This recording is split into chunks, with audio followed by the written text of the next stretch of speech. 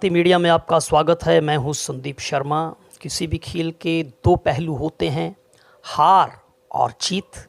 लेकिन राजनीति का खेल, सियासत का खेल, हार और जीत के अलावा इसके मायने बहुत बड़े होते हैं, क्योंकि ये किसी भी सूबे की, किसी भी देश की दशा और दिशा को तय करने में अहम भूमिका निभाते हैं। यह महज सत्ता परिवर्तन नहीं है।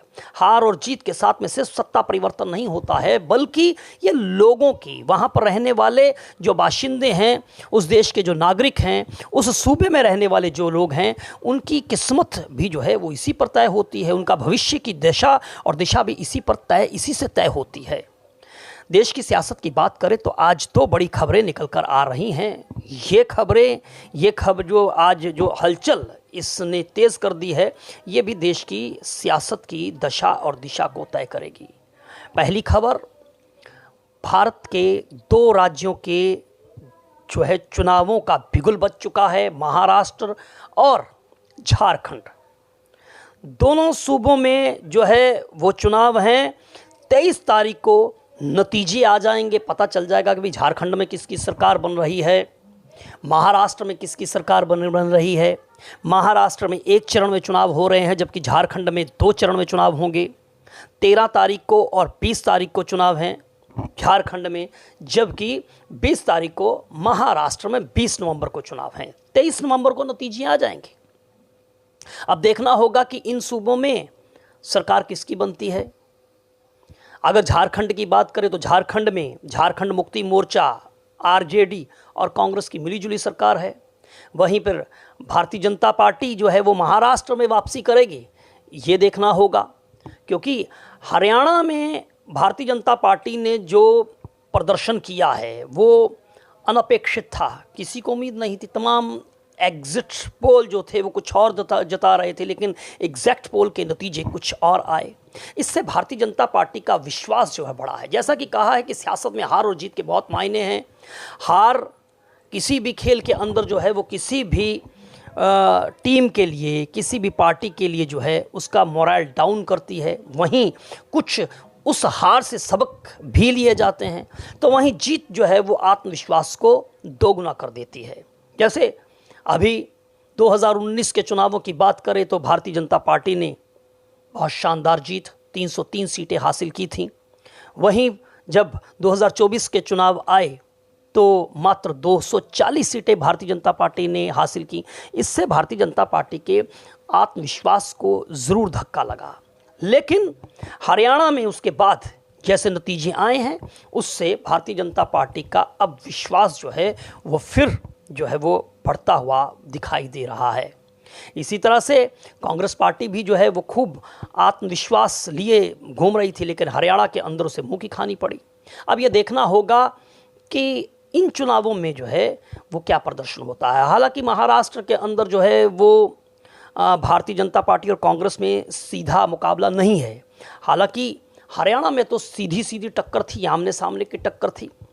वहीं देखना होगा कि इसमें इन चुनावों के अंदर नतीजे क्या होते हैं। लेकिन अभी दूसरी खबर जो वहाँ आज आ रही है, जो कि देश की दशा और दिशा को तय करेगी, वो है देश की सत्ताधारी पार्टी भारतीय जनता पार्टी के शीर्ष नेतृत्व में बदलाव।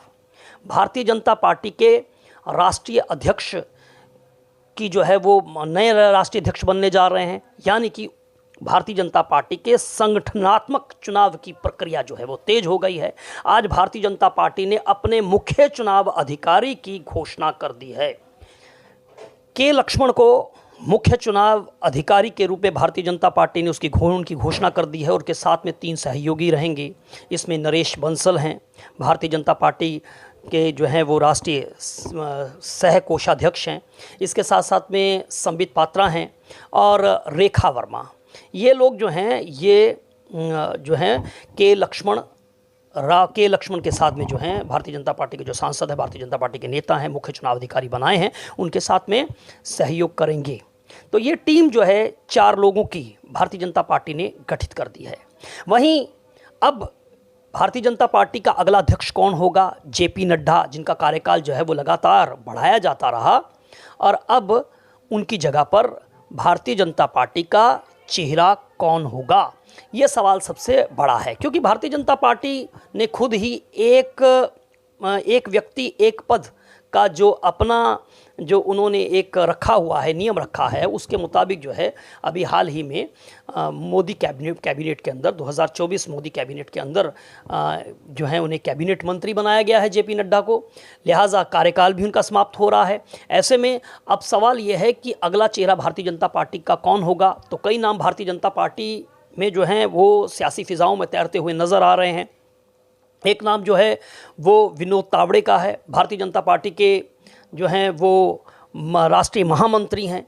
इसके साथ साथ में भारतीय जनता पार्टी के दूसरे राष्ट्रीय महामंत्री सुनील बंसल का नाम सामने आ रहा है।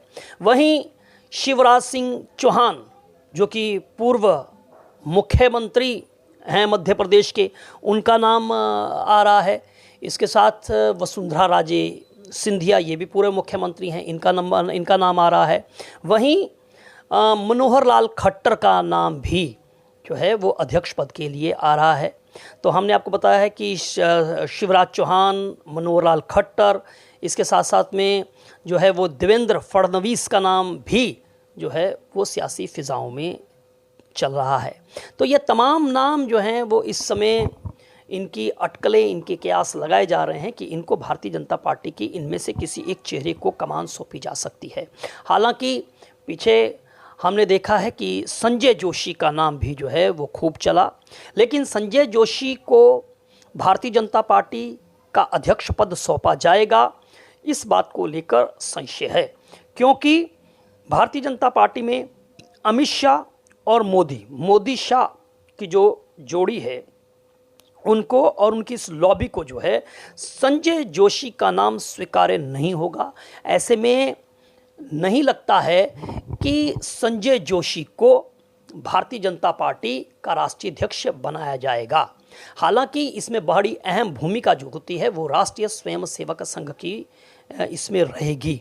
लेकिन हमने अभी हाल ही में देखा है कि जिस तरह से आरएसएस को लेकर भारतीय जनता पार्टी के मौजूदा अध्यक्ष जेपी नड्डा ने जिस तरह से अपनी प्रतिक्रिया व्यक्त की थी और जिस पर जो है वो रिएक्शन आरएसएस से आया और जिस तरह से उन्होंने ये भाजपा को चेताया कि अहम भाव से जो है वो निकलना ज़रूरी है, सेवा भाव लाना ज़रूरी है, ये जिसमें जो उन्होंने संदेश दिया है ये भारतीय जनता पार्टी के लिए काफ़ी महत्वपूर्ण है।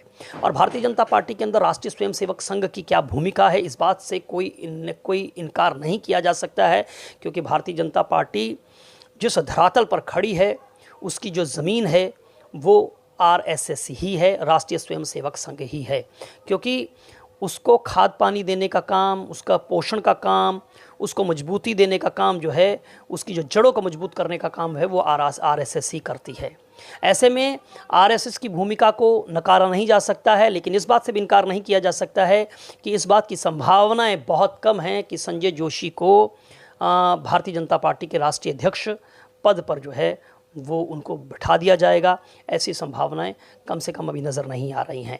और आपको याद भी होगा कि जब नितिन गडकरी अध्यक्ष बने थे और संजय जोशी को राष्ट्रीय कार्यकारिणी में शामिल कर लिया गया था और उस समय भी जो है उन्हें मोदी शाह को ये स्वीकार्य नहीं था। ऐसी स्थिति के अंदर ये संभावना बहुत कम है। लिहाजा नाम जो हैं वो इन्हीं में से होंगे। वही बात की जाए कि 2019 के अंदर जो है 2024 के अंदर जिस तरह से भारतीय जनता पार्टी को एक बड़ा झटका लगा है, 240 सीटें आई हैं, 2019 के अंदर 303 सीटें आई थीं। ऐसे में भारतीय जनता पार्टी जो है किसी ओबीसी चेहरे को भी आगे कर सकती है। क्योंकि ये एक तरह से कांग्रेस की काट के रूप में भी देखा जा सकता है। क्योंकि कांग्रेस के अंदर जिस तरह से हमने देखा है कि खड़गे साहब को जो है कांग्रेस ने आगे किया है और 2024 के चुनावों के अंदर भारतीय जनता पार्टी को खास करके ओबीसी वर्ग ने जो है वो समर्थन नहीं दिया और उसी का खामियाजा जो है कहीं ना कहीं जो है वो भाजपा को भुगतना पड़ा। और ख़ास करके संविधान को लेकर जिस तरह से विपक्ष ने पूरा एक नैरेटिव बनाने में जो है कामयाब रहा और इसकी चोट, इसका नुकसान भारतीय जनता पार्टी को झेलना पड़ा। अब ऐसी स्थिति के अंदर कौन सा चेहरा होगा ये देखना होगा। क्या विनोद तावड़े आएंगे, सुनील बंसल आएंगे, शिवराज सिंह चौहान आएंगे, देवेंद्र फडणवीस आएंगे, मनोहर लाल खट्टर आएंगे, या कोई और चेहरा जो है वो भारतीय जनता पार्टी में आएगा, देखना होगा। इंतज़ार करते रहिए। आप इस पर अपनी क्या राय रखते हैं ज़रूर बताइए। नमस्कार।